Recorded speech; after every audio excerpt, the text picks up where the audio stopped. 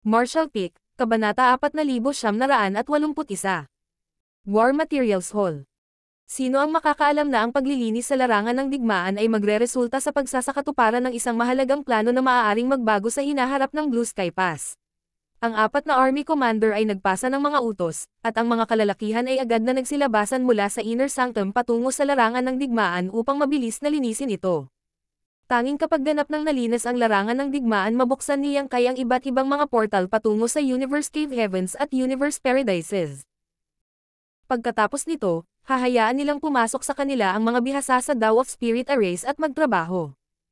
Dahil napakalawak ng larangan ng digmaan, aabutin ng hindi bababa sa 2 o 3 buwan upang linisin ito kahit gaano pa karaming tao ang tumulong, kaya walang magawa siyang kay pansamantala.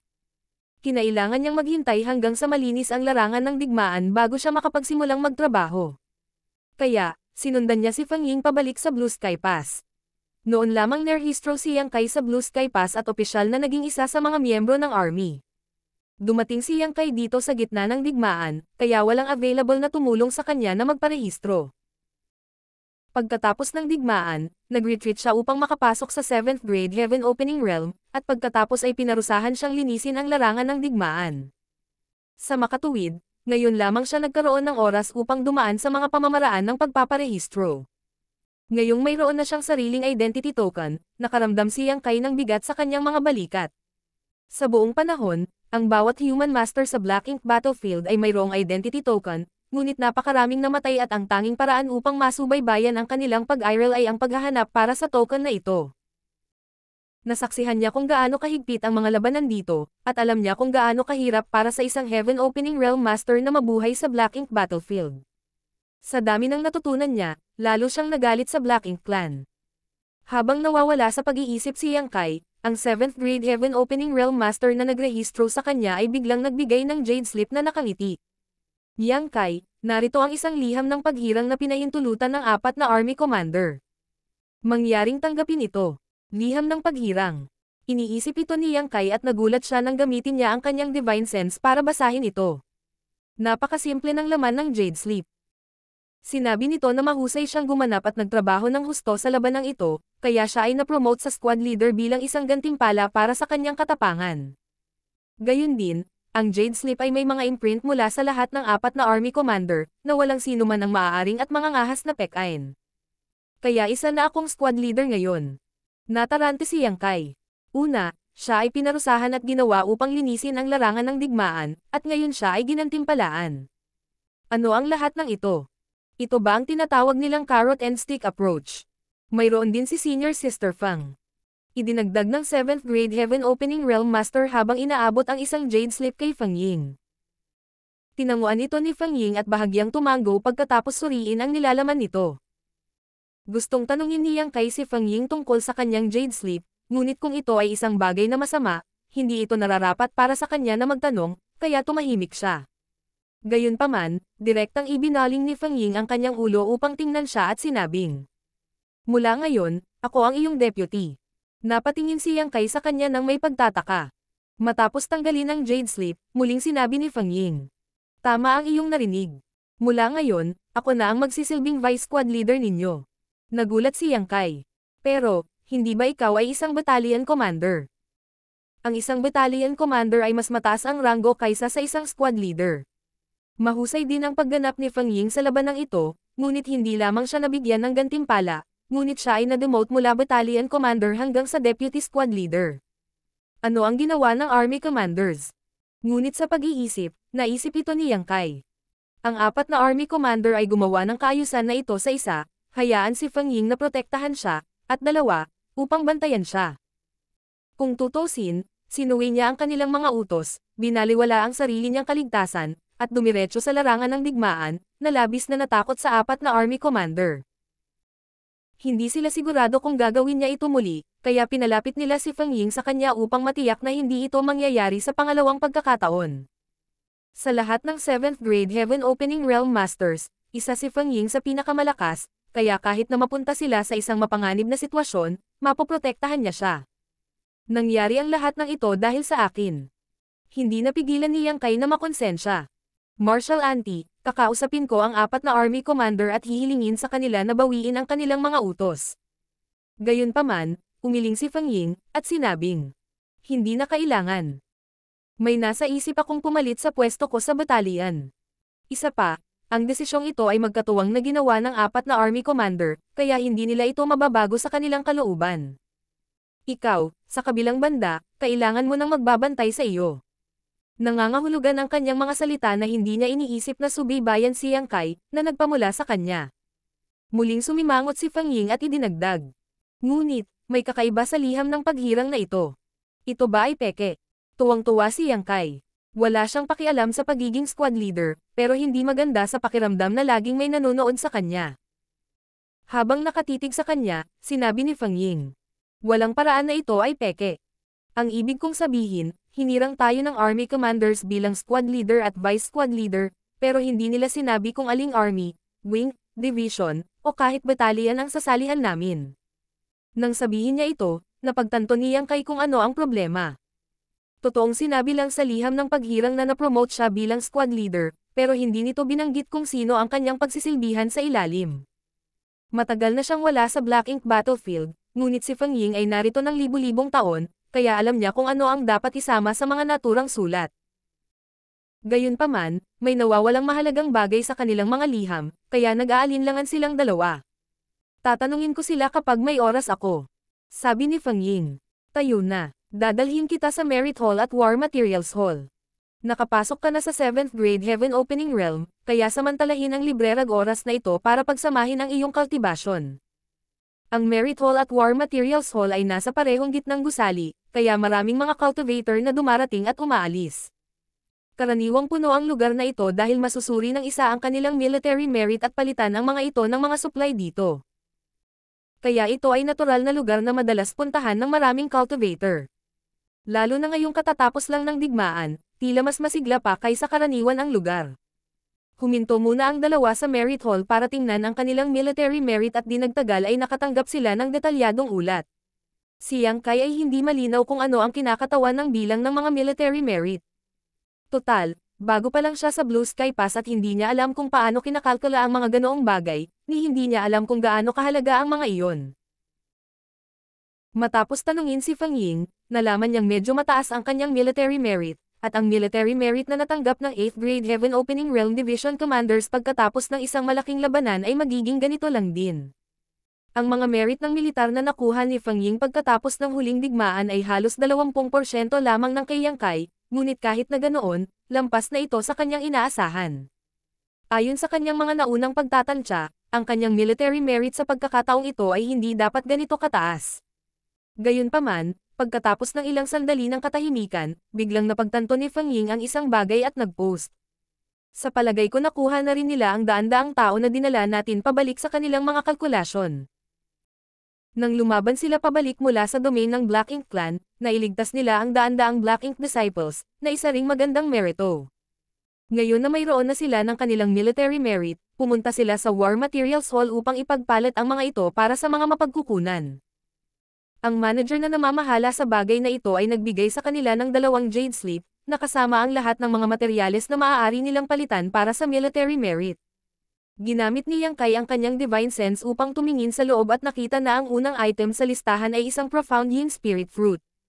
Ang bilang ng mga military merit na kailangan ay hindi masyadong mataas, ngunit hindi rin ito masyadong mababa. Gayunpaman, may note na limited supply sa tabi ng Profound Yin Spirit Fruit. Malinaw, ang Blue Sky Pass ay kulang sa Profound Yin Spirit Fruit. Kahit na isinasaalang-alang ang lahat ng Great Passes, ang Profound Yin Spirit Fruits ay kakaunti. Sa bawat labanan, mayroong hindi mabilang na mga cultivator na kailangang magsakripisyo ng mga bahagi ng kanilang miniature universe. Kung gusto nilang ayusin ang pinsala, kailangan nila ng Profound Yin Spirit Fruit, na makikita lamang sa mga espesyal na sealed worlds sa Black Ink Battlefield.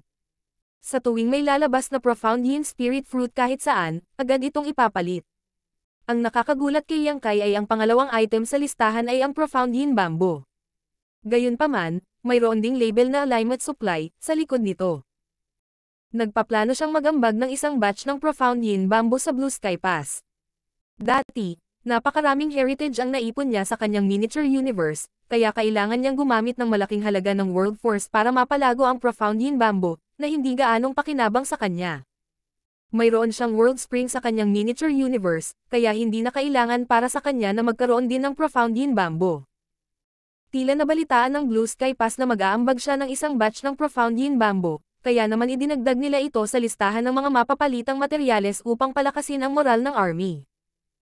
Ang iba't ibang mapagkukunan kasunod ng Profound Yin Bamboo ay para sa paglilinang. Bukod pa rito, kabilang sa mga materyales na maaaring ipagpalit ay ang mga artifact at maging ang secret techniques mula sa lahat ng cave heavens at paradises. Hinanap ni Yang Kai ang listahan at nalaman na kabilang sa mga secret technique na ito ay ang Demon Eye of Annihilation at ang Black Purgatory Eye. Ang dami ng military merit na kailangan para sa dalawang secret technique na ito ay napakalaki. Kahit na sa mga military merit na natamo niya ngayon, halos hindi na sapat si Yang Kai para tabyusan ang isa sa kanila. Gayunpaman, medyo nabigla pa rin si Yang Kai. Ang dalawang eye secret technique na iyon ay ang mga pangunahing sikreto ng Myriad Demons Heaven. Sa 3,000 mundo, tanging ang pinaka-elite na core disciple lamang ang kwalipikadong linangin ang mga ito, na ang mga ordinaryong disipulo ay hindi kailanman nagkakaroon ng pagkakataon na makita sila, lalo na ang mga disipulo ng ibang mga sekta. Ngunit dito, sa Black Ink Battlefield, ang dalawang secret technique na ito ay talagang mabibili ng lahat. Paanong hindi siya magugulat dito? Pagkatapos mag-isip tungkol dito, naunawaan ni Yang Kai. Ang ganitong kakaibang sitwasyon ay umiral dito dahil ito ang Black Ink Battlefield. Mula noong sinaunang panahon, ang mga human masters na tumuntong sa Black Ink Battlefield ay hindi na bumalik sa 3,000 mundo, kaya kahit na ipinagpalit nila ang kanilang military merit para sa dalawang secret technique na ito, ang Myriad Demons Heaven ay hindi na kailangang mag-alala na sila ay tumagas sa pangkalahatang publiko. Kung ang isang tao ay nagawang linangin ang dalawang secret technique na ito ay makikinabang din sa mga tao dahil maaari nilang pagbutihin ang lakas ng nasabing cultivator. Na-curious pa rin si Yang Kai at tinanong ang manager habang hawak ang Jade Sleep. Kung ipagpapalit ko ang military merit para sa dalawang eye secret technique na ito, paano ko matatanggap ang mga ito? Ngumiti ang manager at sinabing, hindi kami nagbibigay ng cultivation method dito sa Blue Sky Pass. Kung gusto mong ipagpalit sa kanila, kailangan mong pumunta sa Myriad Demons Pass. Ang Old Ancestor of Myriad Demons Cave Heaven ay naninirahan doon, at siya mismo ang magtuturo sa iyo ng dalawang eye secret techniques. Naunawaan na ngayon ni Yang Kai ang sitwasyon. Akala niya ay may nakahandang cultivation method dito sa Blue Sky Pass, ngunit hindi niya inaasahan na kakailanganin niyang magtungo sa Myriad Demons Pass para hanapin ang Old Ancestor of Myriad Demons Cave Heaven. Ito ay malinaw na ang lahat ng mga pamamaraan ay pareho kung ang isa ay nais na magsanay ng mga espesyal na secret techniques ng lahat ng Cave Heavens at Paradises.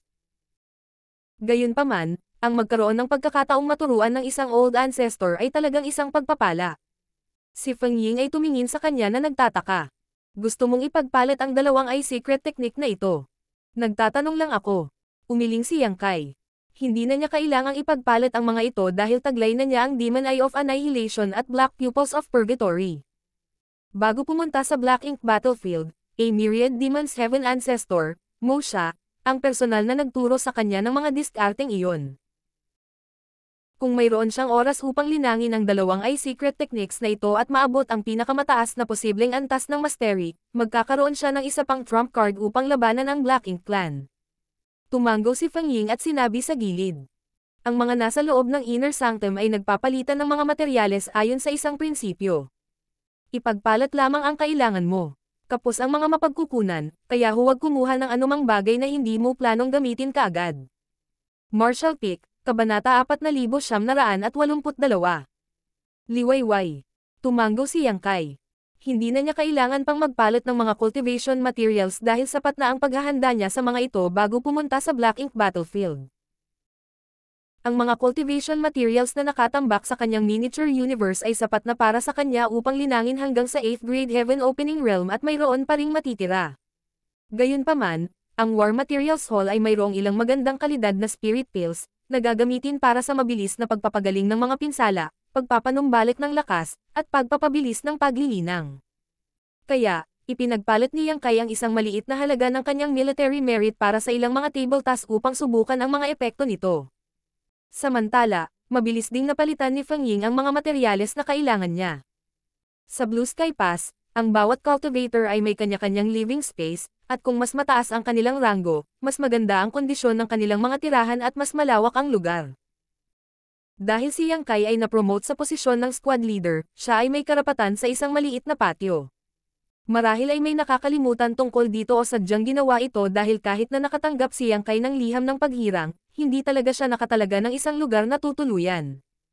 Sa kabutihang palad para sa kanya, si Feng Ying ay may maluwang na lugar, at hindi niya sinasadyang ibahagi ito sa kanya.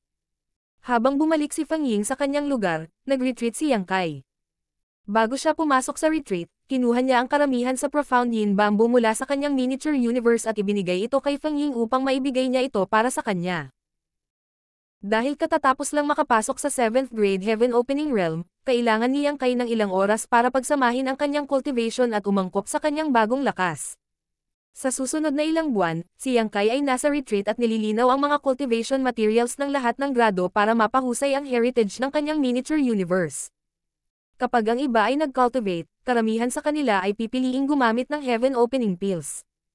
Kahit na may ilan na piniling pinuhin ang mga materyales sa pagtatanim, ang kanilang mga grado ay hindi magiging napakataas dahil kailangan nilang magtipon ng mga mapagkukunan ng lahat ng 7 elements upang ligtas na makapag-cultivate. Kung ang alinman sa 7 materyales ay nawawala, may mataas na posibilidad na magdulot ng kawalan ng timbang sa miniature universe ng cultivator, na haantong sa mga panganib sa hinaharap. Habang ang mga materyales mula sa 5 elements ay madaling mahanap, ang mga materyales ng yin at yang na elements ng mas matataas na grado ay bihira at mahirap makuha. Gayunpaman, hindi kailangang mag-alala ni Yang Kai tungkol dito. Ang dilaw at aswal na kristal na nakuha niya sa Chaotic Dead Territory ay hindi na mabilang, at bagamat mahalaga ang mga ito para sa paglilinis at pagtanggal ng Black Ink Strength, hindi mahalaga kung gumamit siya ng ilan sa mga ito para sa paglilinang. Sa ganoong paraan, ang bilis ng paglilinang ni Yang Kai ay hindi maihahambing na mas mabilis kaysa sa iba. Bilang karagdagan, mayroon pa rin siyang mga buhay na nilalang sa loob ng kanyang miniature universe, lalo na ang hindi mabilang na mga miyembro ng Stone Race, na patuloy na nagpapahusay sa pamana ng kanyang miniature universe. Gayun din, dahil nilinang niya ang time daw, ang daloy ng oras sa kanyang miniature universe ay 4 na beses na mas mabilis kumpara sa labas ng mundo. Ang isang taon sa labas ay katumbas ng 4 na taon sa loob ng miniature universe ni Yang Kai. Kung gagamitin niya ng mabuti ang kalamangan na iyon, makakatipid siya ng maraming oras sa paglilinang. Maaaring isipin ng isang tao na ang oras na kailangan ni Yang Kai para sumulong mula sa 7th grade patungo sa 8th grade Heaven Grade Realm sa hinaharap ay magiging mas maikli kaysa karaniwan.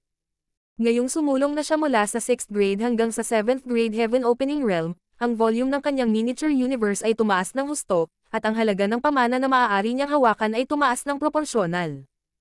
Ayon sa kanyang pagtatansya, ang pamana ng isang 7th grade Heaven Opening Realm Master ay hindi bababa sa 10 beses na mas mataas kaysa sa isang 6th grade Heaven Opening Realm Master, at kaka-advance pa lang niya. Sa paglipas ng panahon, lalakas lamang ang kanyang pamana sa kanyang patuloy na paglilinang. Sa puntong ito, lubos niyang pinahahalagahan ang malaking agwat sa pagitan ng 6th grade at 7th grade Heaven Opening Realms at lihim na natutuwa na ang 7th grade Heaven Opening Realm Masters na nakalaban niya ay hindi masyadong malakas. Kung siya ay gumawa ng isang kaaway ng isang tao sa antas ni Feng Ying, hindi siya mabubuhay ngayon. Makalipas ang mga buwan, ang selyo ng cultivation chamber ay kinatok. Nagising si Yang Kai mula sa kanyang pagmumuni-muni at binuksan ang pinto gamit ang kanyang kamay. Sa sandaling iyon, pumasok si Feng Ying at nagulat. Nalinas na ang larangan ng digmaan, at naghihintay sa iyo si Marshal Uncle Zong. Tumayo si Yang Kai at sinabing, "Tara na." Ilang sandali pa, lumabas silang dalawa sa Blue Sky Pass.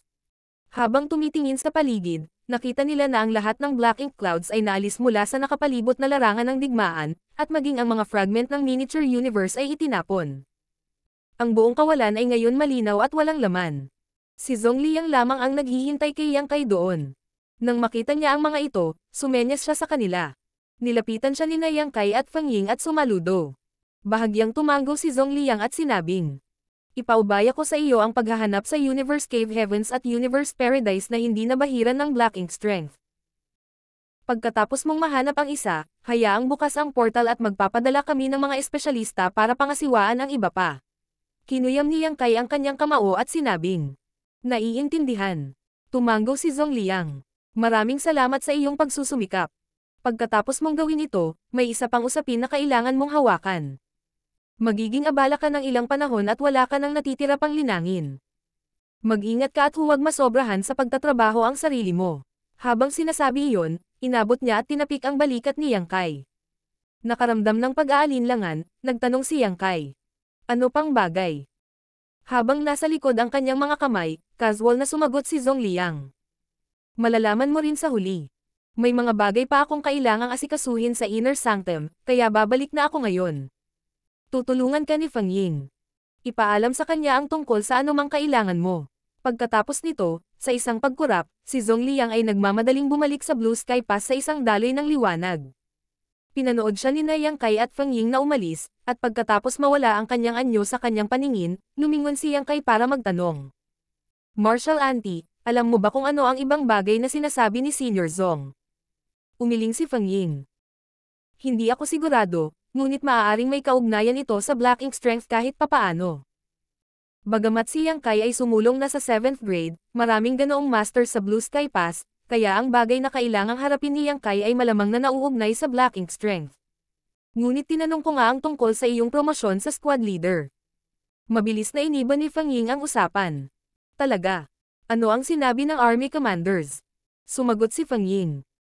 Sinabi ni Marshal Uncle Zhong na espesyal ang iyong pagkakakilanlan, kaya hindi ka kabilang sa isang partikular na army o division.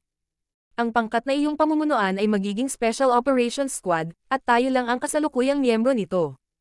Sa hinaharap, ang 4 na Army Commander lang ang sasagutin natin ng direkta. Bilang karagdagan, maaari kang mag-recruit ng sinuman sa Blue Sky Pass na nasa ilalim ng 8th grade Heaven Opening Realm hanggang sa limitasyon na 50 tao. Nang marinig ang mga salitang iyon, nagtaas ng kilay si Yang Kai. Isang Special Operations Squad. Ito ay isang sorpresa sa kanya, ngunit ipinakita rin nito kung gaano siya pinahahalagahan ng 4 na Army Commander. Kung ito man ay sa Blue Sky Pass, o sa iba pang Great Passes, ang istruktura ng hukbo ay karaniwang paunang natukoy. Ang isang squad ay may humigit kumulang 10 hanggang 15 sundalo, habang ang isang battalion ay may hanggang 100. Ang maximum na bilang ng mga tauhan ni Yang Kai sa kanyang special squad ay 50, nakatumbas ng pagkakaroon ng kalahati ng lakas ng isang battalion. Bilang karagdagan, pinahintulutan siya ng Army Commanders na pumili ng mga sundalong may lakas na mas mababa sa 8th grade Heaven Opening Realm kung gusto. Sa madaling salita, kung gusto ni Yang Kai, maaari siyang lumikha ng isang squad na may lineup ng 50 7th grade Heaven Opening Realm Masters. Ang ganitong lineup ay medyo nakakatakot. Kung ang gayong pangkat ay lalaban sa larangan ng digmaan, malamang na magbubunga sila ng hindi inaasahang resulta. Kasabay ng kapangyarihan ng isang warship, maaari pa nilang patayin ang isang territory lord kung makatagpo sila ng isa. Tinanong ni Yang Kai. Hindi ba ang Army Commanders ay hindi sumang-ayon sa pagpasok ko sa larangan ng digmaan? Ano ang silbi ng pagkakaroon ng espesyal na kaayusan na ito? Kung hindi sila makakalaban, walang saysay na umiral ang squad na ito. Nakangiting sabi ni Feng Ying. Ayaw nilang ipagsapalaran mo ang buhay mo, pero pagkatapos ng nangyari noon, malamang alam nila na ikaw ang tipong mainipin. Kung sumiklab ang isa pang digmaan, walang paraan na mananatili ka na lang sa tabi, at imposibleng palagi ka nilang binabantayan, kaya kaysa hayaan kang maghanap ng paraan para makatakas ng mag-isa, mas mabuting magbigay sapat na kapangyarihan mo para protektahan ang iyong sarili. At saka, napatunayan mo na ang iyong lakas. Walang anumang mahihina sa Black Ink Battlefield. Ang bawat isa sa pakikipaglaban ay nagtagumpay sa maraming kahirapan. Matapos makinig sa paliwanag ni Feng Ying, naisip ni Yang Kai na may katuturan ang kanyang mga salita. Kung sumiklab ang isa pang malaking labanan, imposibleng makaiwas siya rito. Siyempre kailangan niyang lumaban.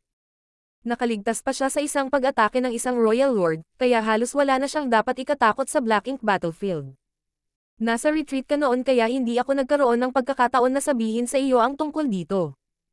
Kung mayroon kang anumang naaangkop na kandidato sa isip, sabihin sa akin, at titingnan natin ang tungkol sa pagre-recruit sa kanila. Pagkatapos mag-isip tungkol dito, sinabi ni Yang Kai. Mayroong ilang 7th grade masters na sumunod sa atin pabalik mula sa domain ng Black Ink Clan. Tumanggo si Feng Ying, Shen Ao, Ning Chiji, at Chi Taichu. Medyo malakas silang lahat. Lahat silang tatlo ay napinsala ng Black Ink Strength at naging Black Ink Disciples. Matapos iligtas ni Yang Kai, bawat isa ay kumonsumo ng isang Profound Yin Spirit Fruit upang ayusin ang kanilang mga nasirang miniature universe at lumaban pabalik dito. Sa isang paraan, sila na ngayon ang mga kasama na magkasamang nagtagumpay sa buhay at kamatayan. Kung i-recruit ni na Yang Kai at Feng Ying silang tatlo, makakatipid sila ng oras na maging pamilyar sa isa't isa. Babalik ako at hihilingin ang kanilang mga opinyon. Kung handa silang sumali sa atin, magre-report ako sa mga nakatataas at irehistro sila sa ating squad. Ngunit bago iyon, kailangan mong magpasya sa isang pangalan. Isang pangalan? Tanong ni Yang Kai. Dahil Special Operations Squad ito, kailangan may pangalan. Kung hindi, hindi namin ito may rehistro. Ano ang nasa isip mo? Nagtataka na tanong ni Yang Kai. Ngumiti si Feng Ying at sinabi. Ikaw ang leader dito, kaya ikaw ang dapat magsabi. Dumilat si Yang Kai at tumingin sa kaibuturan ng kawalan. Ang tanging nakita niya ay walang katapusang kadiliman, kaya pagkaraan ng mahabang panahon, sa wakas ay nagsalita siya. Liwayway. Bulong ni Feng Ying. Liwayway, parang pagsikat ng araw. Sana makita ko yan balang araw. Sigurado akong gagawin mo. Ngumiti si Yang Kai sa kanya. Maaaring huli na, ngunit tiyak na darating ang madaling araw. Pagkatapos ng isang pagtigil, hinimok niya. Marshal Auntie, guguluhin kita sa recruitment ng personnel para sa squad natin. Bukod sa tatlong nabanggit ko, kung may iniisip ka, tanungin mo lang sila. Dahil Special Operations Squad tayo, dapat ay tumutok tayo sa kalidad at hindi sa dami. Mas mainam na magkaroon ng mas kaunting mga elite kaysa sa mas maraming manggugulo. Naiintindihan ko, tumanggo si Feng Ying. Makatiyak ka na mahigpit kong i-screen ang lahat ng ni-recruit ko. Ngayong napagkasundoan na nila, sinimulan ni Yang Kai ang kanyang paghahanap para mabuksan ang Universe Cave Heavens at Universe Paradises. Ito ay isang napakahabang proseso, at tumagal siya ng halos kalahating taon upang makuha ang lahat ng ito. Sa Blue Sky Pass bilang sentro, binuksan niya ang mga portal sa lahat ng Universe Cave Heavens and Paradises na nakatago sa void sa loob ng 500,000 kilometrong radius. Gayunpaman, marami sa Universe Cave Heavens and Paradises ang nabahiran ng Black Ink Strength at hindi na magamit, kaya kinailangan itong muling aisil ni Yang Kai. Pagkatapos ng maingat na pagbilang, nalaman ni Yang Kai na mayroong humigit kumulang 1,000 Universe Cave Heavens at Universe Paradises na maaaring gamitin. Naramdaman ni Yang Kai na lumubog ang kanyang puso nang mapagtanto niya ito. Kailangang malaman ng isa na ang mga nag-iwan sa Universe Cave Heavens at Paradise na ito ay pawang high-grade Heaven Opening Realm Masters, kaya 1,000 ang katumbas ng pagbagsak ng kahit gaano karaming high-grade Heaven Opening Realm Masters. Marshal Pick, Kabanata 4,983. Mga bisita mula sa iba't ibang passes. Hindi mabilang na taon ang lumipas, kaya imposibleng 1,000 high-grade Heaven Opening Realm Masters lang ang nahulog sa labas ng Blue Sky Pass. Mas marami pa ang high-grade Heaven Opening Realm Masters na namatay na ang kanilang miniature universe ay pumutok, na walang naiwan. Gayun din, mayroon pang mga Universe Cave Heavens at Universe Paradise na ganap na nabahiran ng Black Ink Strength na naiwan ngunit na-resealed. Tinansya ni Yang Kai na halos 1 sa 10 miniature universe na napanatili pagkatapos ng kamatayan ng high-grade master ang maaaring gamitin. Sa madaling salita, hindi bababa sa 10,000 high-grade Heaven Opening Realm Masters ang namatay sa labas ng Blue Sky Pass sa paglipas ng mga panahon. Iyon ay isang napakalaking bilang ng mga nasawi. Kailangang malaman ng isa na sa 3,000 mundo, bawat isa sa high-grade Heaven Opening Realm Masters na ito ay kahit man lang ay Inner Elder ng Cave Heaven o Paradise, isang master na sikat sa buong mundo. Sa labas ng Blue Sky Pass, ang 1,000 na binuksan na Universe Cave Heavens at Universe Paradises ay mayroong hindi mabilang na mga Spirit Array Grandmaster na abala sa paggawa sa kanila. Nag-aayos sila ng mga array sa lahat ng Universe Cave Heavens at Universe Paradise na iyon sa pag-asang mabibigyan nila ang Black Ink Clan Army ng isang tiyak na suntok sa mga darating na laban. Gayunpaman, wala na itong kinalaman kay Yang Kai. Ang tanging gawain niya ay hanapin at buksan itong Universe Cave Heavens at Universe Paradises, lahat ng iba pa ay aalagaan ng iba. Ngunit nang malapit na siyang bumalik sa Inner Sanctum kasama si Feng Ying, biglang nakita ni Yang Kai ang dalawang figure na papalapit sa kanya. Nang malapit na sila, nagmamadaling bumati si Yang Kai. Pagbati, Elder Lu. Ang isa sa dalawang lalaki ay si Luan ng Yin Yang Cave Heaven, habang ang isa ay isa ring 8th grade Heaven Opening Master, ngunit parang hindi pamilyar ang kanyang mukha, kaya hindi agad siya binati ni Yang Kai. Ngumiti si Luan at hinaplos ang kanyang balbas. Oh, Yang Kai. Tapos ka na ba sa trabaho mo dito? Kinuyam ni Yang Kai ang kanyang kamao at sinabing. Naayos na ang lahat. Pupunta ako para mag-report sa Army Commander. Maraming salamat sa iyong pagsusumikap. Bahagyang tumango si Luan. Sinabi ni Yang Kai. Trabaho ko ito. Siya ba si Yang Kai? Ang mga mata ng 8th grade Heaven Opening Master sa tabi ni Luan ay nagliwanag habang hinahampas niya ito kay Yang Kai, na mukhang interesado. Tumango bilang kumpirmasyon, sinabi ni Luan. Tama iyan. Pagkatapos, ipinakilala niya ang bagong dating na ito kay Yang Kai. Ito si Tang Qiu, ang aking senior brother. Sa henerasyon, dapat mong tawagan siya bilang Grand Marshal Uncle. Siya ay mula sa Yin Yang Pass. Yin Yang Pass. Naantig ang puso ni Yang Kai sa mga salitang iyon. Sa paghusga sa mga salita ni Luan, malamang na si Tang Qiu ay mula rin sa Yin Yang Cave Heaven. Habang iniisip niya iyon, muling sumaludo si Yang Kai. Pagbati, Elder Tang. Ngumiti si Tang Qiu at tumango. Marami na akong narinig tungkol sa iyo. Pagkatapos kitang makilala ngayon, mapapatunayan ko talaga na isa kang talentadong binata. Hindi lamang ikaw ay mahusay sa 3,000 mundo, kundi pati na rin sa Black Ink Battlefield. Bakit hindi makagawa ng sumisikat na bituin ang ating Yin Yang Cave Heaven? Tila ang mga lumang umutot sa sekta ay dapat na isuko ang kanilang mga posisyon. Ang mga salitang iyon ay nagpawis kay Yang Kai. Elder Tang, banibiro mo ako. Binago ni Tang Qiu ang kanyang tono. Interesado ka bang sumama sa akin at sumali sa Yin Yang Pass? Natigilan si Yang Kai. Si Feng Ying, na nakatayo sa tabi niya, ay nag-ingat na tumingin at kinulong ang kanyang kamao. Senior, miyembro na ngayon ng Blue Sky Pass si Yang Kai, kaya hindi nararapat ang sinabi mo. Bahagyang tumingin sa kanya si Tang Qiu. Ano ang mali sa aking mga salita? Bahagi siya ng Yin Yang Cave Heaven. Anong problema kung sinusundan niya ako pabalik sa Yin Yang Pass? Habang nakanganga ang mga labi, nanatiling tahimik si Feng Ying saglit bago sinabing. Iuulat ko ang sinabi mo sa Army Commanders. Ngumuso si Tang Qiu. Wala silang magagawa sa akin. Pagkatapos, tumingin siya kay Yang Kai. Ang kailangan mo lang gawin ay sabihin ang salita at pupunta ako at makipag-ayos kay Zhong Liang at sa iba pa. Samantala, nagpakawala ng mapait na tawa si Luan. Siguradong hindi siya pababayaan ni Brother Zhong. Senior brother, huwag mong pahirapan ang mga nakababatang henerasyon. Medyo nag-aatubili pa rin, idinagdag ni Tang Qiu. Sige. Bumalik at pag-isipan ito. Mananatili ako sa Blue Sky Pass sandali, kaya hindi pa huli para sabihin sa akin ang iyong desisyon pagkatapos mong pag-isipan ito. Tumingin si Luan kay Yang Kai, na kinuyam ang kamao at sinabing. Mga elder, kailangan ko nang umalis. Ipagpatuloy mo. Ikinaway ni Tang Qiu ang kanyang kamay, ngunit biglang tila may naalala at sinabing. Siya nga pala, si Shu Linggang ay sumama sa akin sa paglalakbay na ito. Hinihintay kanya pabalik sa Inner Sanctum. Pumunta ka at salubungin mo siya. Nandito rin si Marshal Uncle Shu. Nagulat si Yang Kai, at nang lumingon siya para tingnan, nakalayo na sina Tang Qiu at Luan. Nang maghiwalay kami ni Shu Linggang pabalik sa Star Boundary, sinabi ng huli na pupunta siya sa isang misyon at kailangan niyang umalis. Nang maglaon, nang pumunta si Yang Kai sa Yin Yang Cave Heaven upang hanapin si Ku Huashang, hindi niya nakita doon si Shu Linggang at naisip na hindi pa tapos ang kanyang tinatawag na misyon. Hanggang sa unti-unti niyang nalaman ang tungkol sa mga usapin ng Black Ink Clan at Black Ink Battlefield na nalaman ni Yang Kai na matagal nang pumasok si Shu Linggang sa Black Ink Battlefield. Noong panahong iyon, naglilingkod pa rin si Ku Huashang sa kanyang 100 taong pagkakakulong. Nang dumating si Yang Kai sa Black Ink Battlefield, ang pinakagusto niyang gawin ay hanapin si Shu Linggang, dahil si Shu Linggang lang ang kilala niya doon. Kung nagkataon, napunta si Yang Kai sa Blue Sky Pass. Nang sabihin ni Tang Qiu na narinig niya ang tungkol sa kanya at na siya ay nasa 3,000 na mundo, nagtaka si Yang Kai kung paano pa nalaman ni Tang Qiu ang tungkol sa mga ganoong bagay noong narito siya, ang Black Ink Battlefield.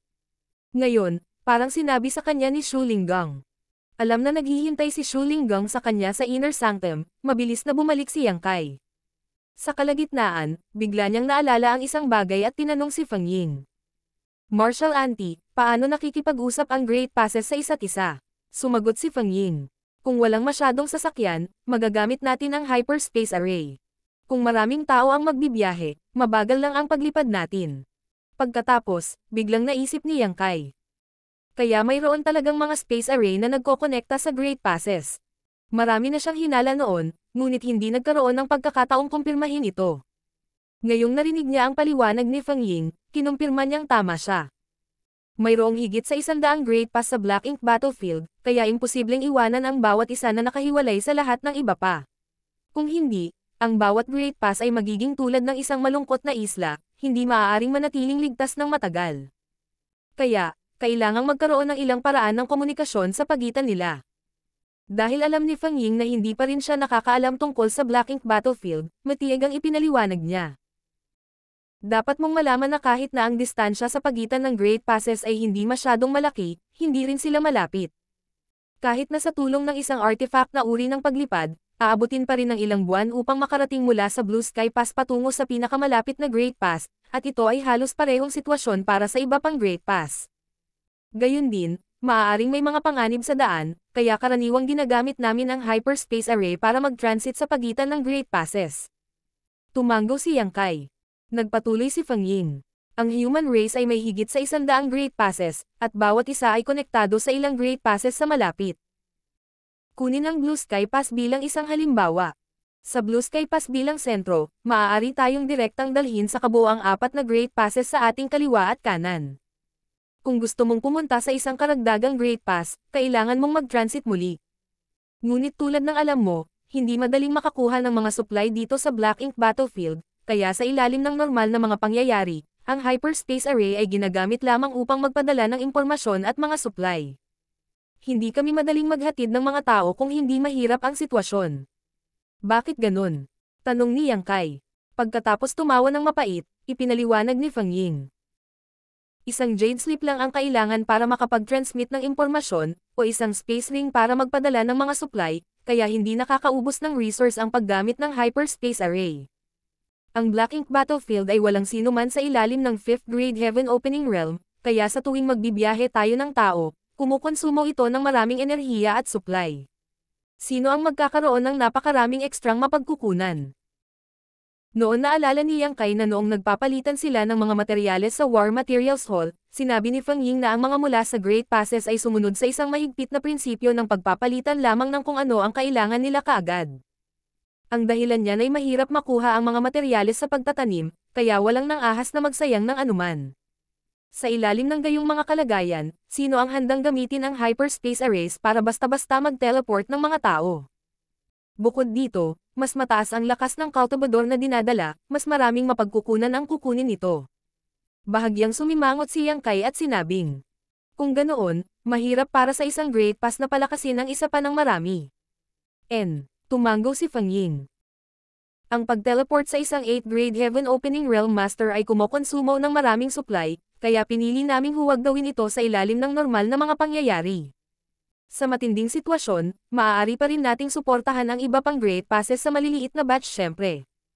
Pagkatapos ng lahat, ang miniature universe ng High Grade Heaven Opening Realm Master ay na-materialize, kaya maaari itong tumanggap ng mga buhay na nilalang. Ang pagpapadala ng ilang 8th Grade Heaven Opening Realm Masters ay katulad ng pagpapadala ng isang buong division. Naunawaan ni Yang Kai ang ibig niyang sabihin. Maaari nilang hayaan ang mga sundalo na makapasok sa miniature universe ng 8th Grade Heaven Opening Realm Masters na iyon at pagkatapos ay gamitin ang Hyperspace Array para ipadala sila sa iba pang mga pass.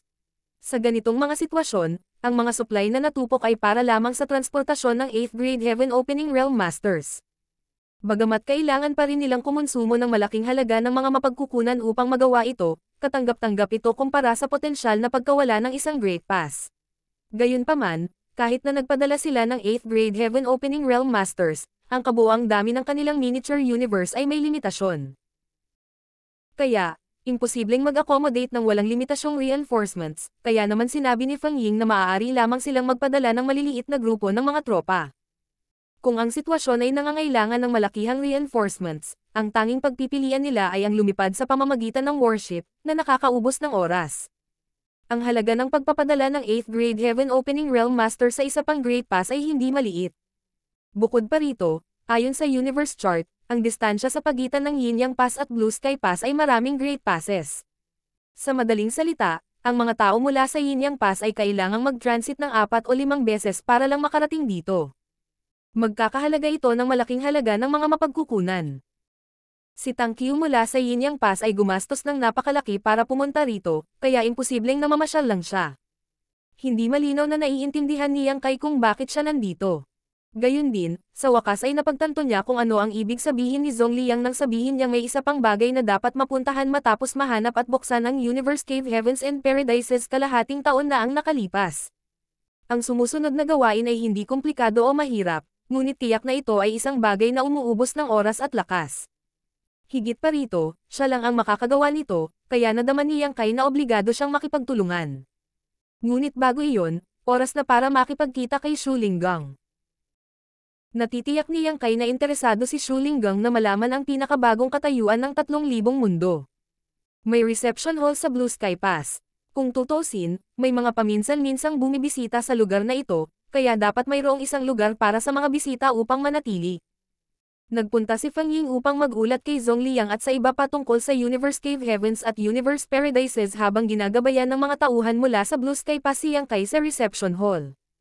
Maraming cultivator ang nagtipon doon, at lahat sila ay nasa 7th grade Heaven Opening Realm. Ang lobby ay puno ng mahahabang mesa na may mga grupo ng mga cultivator na nakaupo at nag-uusap. Matapos walisin ang kanyang tingin sa paligid ng silid, hindi nakita ni Yang Kai si Shu Linggang, ngunit pagkatapos makinig sa mga pag-uusap mula sa iba, napagtanto niya na ang lahat ng mga taong ito ay hindi mula sa Blue Sky Pass. Lahat sila ay sumugod dito mula sa iba't ibang Great Passes, na nagpapatunay sa kanyang mga hinala. Marshall Peak, Kabanata 4984. Nakipagkitang muli kay Shu Linggang. Pagkatapos magtanong sa isang tao, nalaman ni Yang Kai na pumunta si Shu Linggang sa kanyang sariling tirahan para hintayin siya, kaya hindi na siya nagtagal sa lounge at dumiretso sa tirahan ni Feng Ying. Hindi nagtagal, narating ni Yang Kai ang patio ni Feng Ying at nakita ang isang lalaki na nakatayo sa labas nito habang nasa likod ang kanyang mga kamay, tahimik na naghihintay. Matipuno ang lalaki, at nakasuot ito ng malaking balabal habang balisang naglalakad pabalik-balik sa harap ng pinto. Sino pa kaya ito sa tabi ni Shu Linggang? Nang mapansin ang paggalaw, huminto si Shu Linggang at lumingon sa direksyon ni Yang Kai. Nang makita niya ang mukha ni Yang Kai, nagkaroon siya ng masalimuot na tingin sa kanyang mga mata. Humakbang pasulong si Yang Kai, at nang makalapit siya, yumuko siya ng may paggalang. Binabati ni Junior si Marshall Uncle Shu. Inabot ni Shu Linggang para hawakan ang braso ni Yang Kai at bamantong hininga. Ikaw talaga. Nang marinig niya na mayroong isang batang lalaki na nagngangalang Yang Kai sa Blue Sky Pass, naisip niya na ito ay isang tao lamang na may parehong pangalan, ngunit ang impormasyong nakuha niya ay nakasaad na ang Yang Kai sa Blue Sky Pass ay isang 6th grade Heaven Opening Realm Master at isang son-in-law ng Yin Yang Cave Heaven. Sa oras na iyon, naisip niya na ito ay masyadong nagkataon. Kaya, nang tanungin ni Tang Qiu si Shu Linggang kung gusto niyang pumunta sa Blue Sky Pass, pumayag siyang pumunta at tingnan mismo kung ang Yang Kai dito ang kilala niya. Ilang araw lang sila sa Blue Sky Pass. Dahil si Tang Qiu ay sinamahan siya ni Luan, nagpunta si Shu Linggang upang hanapin ang tirahan ni Yang Kai at hindi nagtagal ay dumating dito. Naghintay siya ng ilang araw, ngunit hindi niya nakita si Yang Kai. Pagkatapos magtanong-tanong, nalaman niyang may abala si Yang Kai sa labas ng Blue Sky Pass. Hindi siya makapunta upang hanapin siya, kaya maaari na lamang siyang magpatuloy sa paghihintay dito. Ngayong nakabalik na ang taong hinihintay niya, sigurado si Shu Linggang na si Yang Kai ang alam niyang brat. Bakit ka pumunta dito? Tiningnan siya ni Shu Linggang na may bahagyang pagkabalisa. Ito ang Black Ink Battlefield. Paano siya makakabalik sa 3,000 Worlds pagkatapos pumunta dito?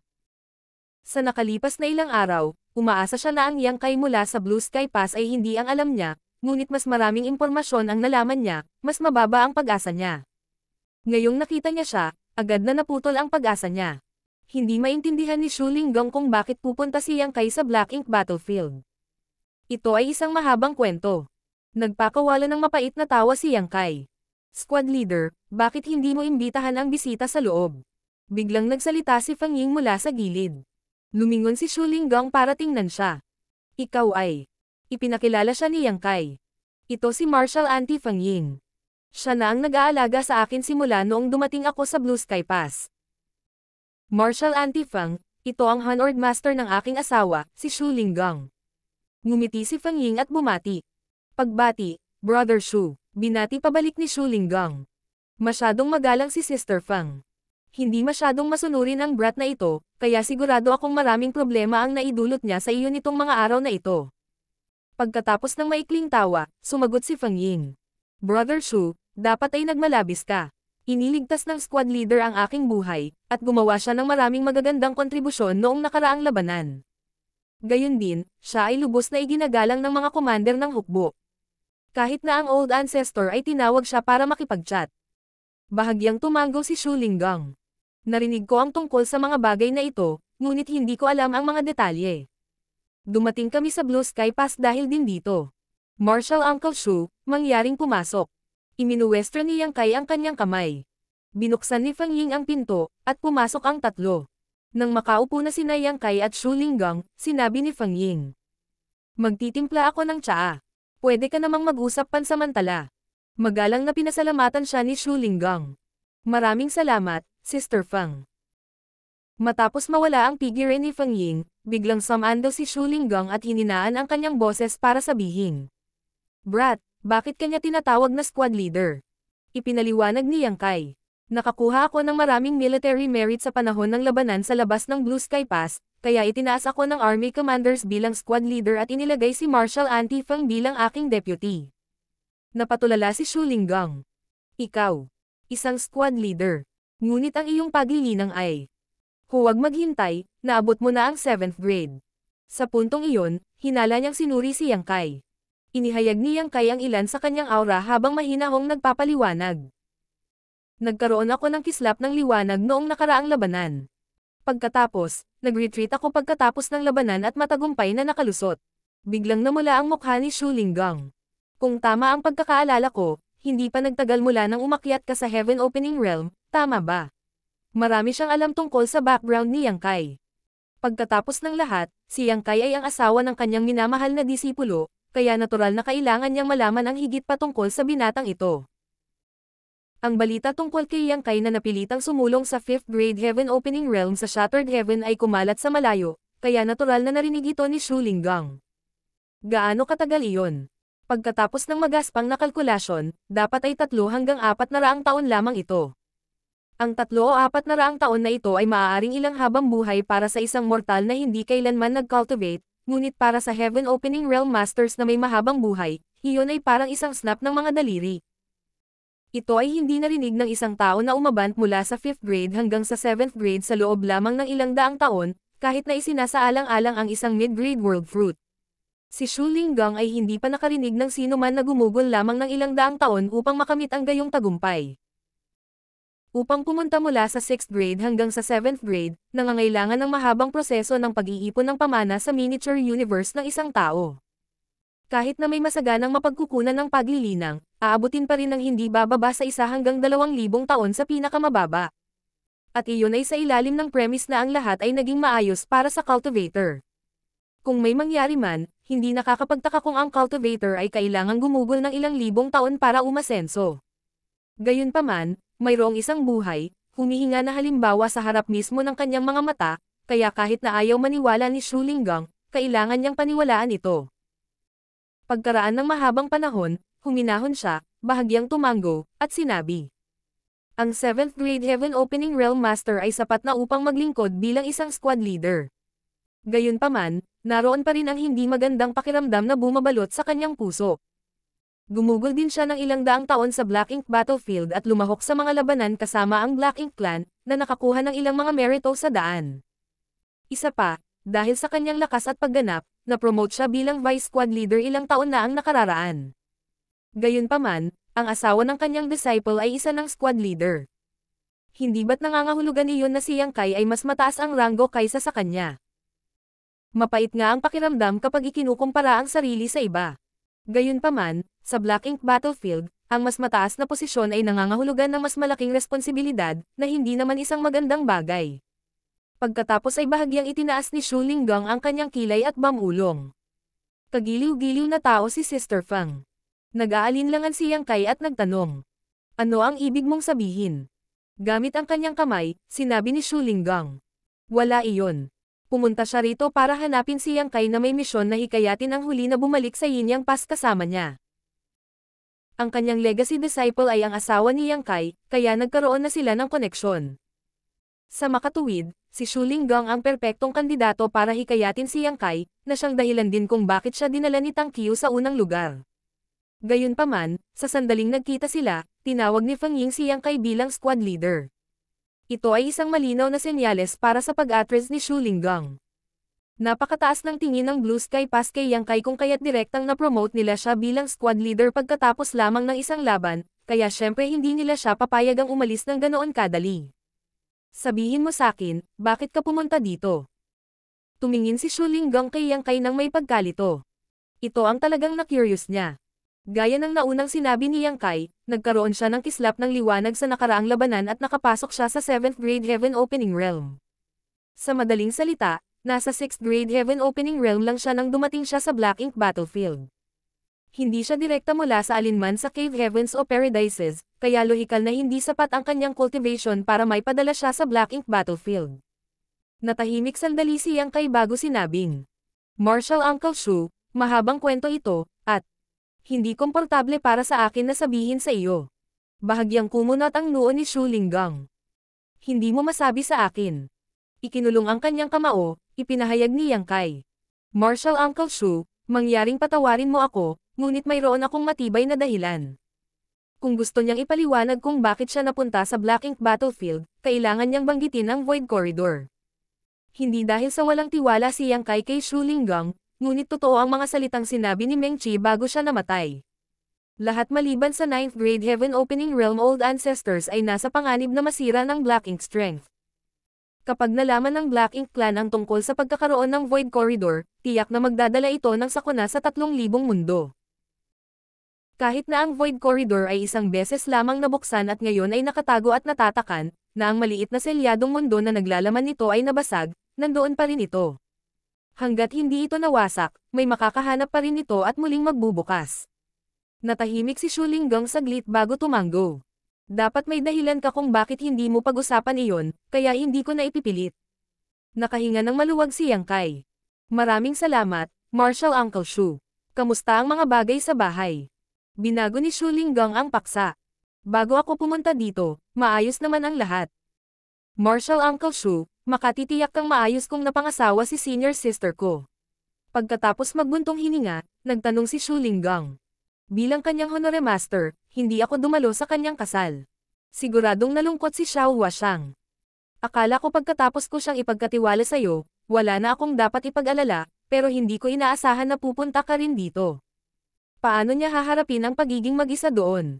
Sinabi ni Yang Kai. Nagawa ko na ang lahat ng kinakailangang pagsasaayos bago ako umalis ng bahay, hindi magdaranas ng anumang hinaing si senior sister ko. Bigla siyang pinandilatan ni Shu Linggang. Mabangong brat, bakit ang dami mong babae nang walang magandang dahilan? Ang mga away sa pagitan ng mga babae ay ang pinakamahirap. Sa pagharap sa pagsaway ni Shu Linggang, nananahimik lamang si Yang Kai. Dumating si Fang Ying na may dalang tsaa para mabawasan ang kahihiyan. Pagkatapos magpasalamat sa kanya, humigop si Shu Linggang sa tsaa at labis na humanga. Ngumiti si Fang Ying bilang tugon. Pagkatapos uminom ng 2 tasa ng tsaa, sinabi ni Shu Linggang. Bumaba tayo sa negosyo. Galing ako sa Yin Yang Pass kasama si Marshal Uncle Tang dahil narinig ko na ang Blue Sky Pass ay nakagawa ng makapangyarihang armas para harapin ang Black Ink Clan.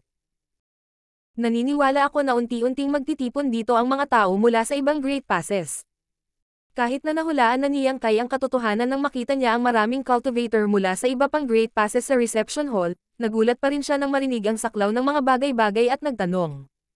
Alam na ito ng lahat ng Great Passes. Tumanggo si Shu Linggang. Mula noong sinaunang panahon, ang human race ay walang magawa laban sa Black Ink Strength. Ang Purifying Black Ink Battleship na ginawa ng Blue Sky Pass ay bago, at ang tanging paraan upang harapin ang Black Ink Strength.